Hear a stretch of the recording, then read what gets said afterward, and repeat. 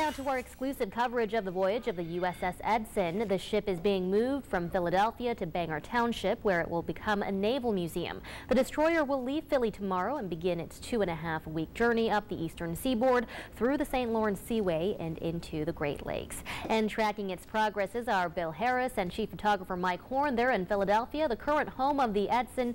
That's where Bill joins us live tonight. Bill, the clock is ticking, right?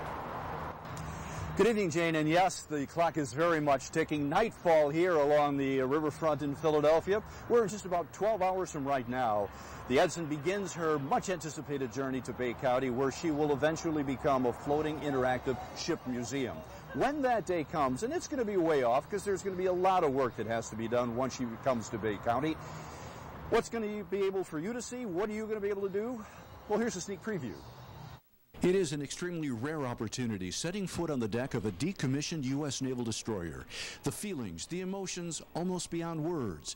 And for Mark Hogan, who served on the Edson in the mid-70s, actually being on board brings back a lot of memories. I've seen a lot of miles on her.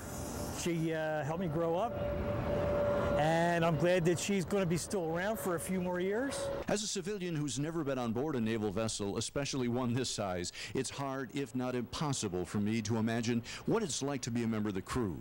But once on board, it only took but a few minutes to get an honest, lifelike perspective. Everywhere you turn here on the USS Edson, there is evidence of her 30 years of active military service. But here at the very top of this vessel is one that really stands out to me. Says it all. One time over in Vietnam, she was considered one of the top guns. As a fire support, she kept banging them around 24/7. While the memories of the Edson's past will forever be in the minds and hearts of the legions of Navy personnel who served on her, the Edson is about to assume a new role, helping preserve Navy history by becoming a permanent floating interactive museum on the Saginaw River in Bangor Township.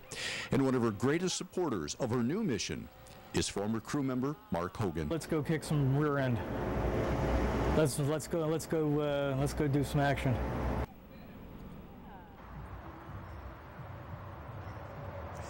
The action at the Philadelphia Naval Shipyard getting underway first thing in the morning. The Edson, as we're told, still scheduled to depart like about 12 hours from now at 11 a.m. Her destination, of course, Bay County. We'll be here to document her departure tomorrow. But for the moment, live in Philadelphia with chief photographer Mike Horn, Bill Harris, NBC 25 News. All right, thank you, Bill. And of course, you can track the Edson's journey on our website, mynbcnews.com. That's mynbcnews.com.